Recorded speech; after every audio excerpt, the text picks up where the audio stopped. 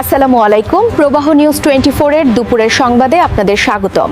সাথে আছি আমি ছিনথিয়া ইসলাম। টাঙ্গাইলের গোপালপুরে পরিত্যক্ত উপজেলা আওয়ামী লীগ কার্যালয়ের সামনে বৃহস্পতিবার ফজরের নামাজের আগে জাতীয় পতাকা উত্তোলন ও ব্যানার টানানোর একটি ভিডিও ভাইরাল হয়েছে। ভিডিওতে দেখা যায় সাধারণ সম্পাদক সাইফুল ইসলাম তালুকদার সুরুজের নেতৃত্বে 10-15 জন নেতাকর্মী শেখ হাসিনা আসবে, বাংলাদেশ হাসবে লেখা ব্যানার টাঙিয়ে জয় বাংলা স্লোগান দেন। সকাল 10টার দিকে স্থানীয়রা ব্যানার সরিয়ে নেন। গোপালপুর থানা বিষয়টি জানে এবং জড়িতদের শনাক্তে অভিযান চলছে। বাংলাদেশ আসবে, বাংলাদেশ আওয়ামী লীগও ফিরে আসবে, আমরাও ফিরব ইনশাআল্লাহ। এবং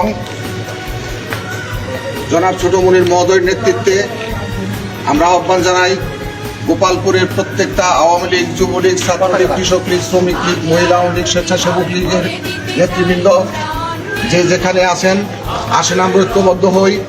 আজকে থেকেই ঐক্যবদ্ধভাবে সংগঠনকে গুছিয়ে নিয়ে আমরা আগামী দিনে এই গোপালপুরের মাটিতে অবশ্যই আবার সংঘবদ্ধভাবে ফিরে আসব। এই হোক আমাদের আজকের প্রতিজ্ঞা।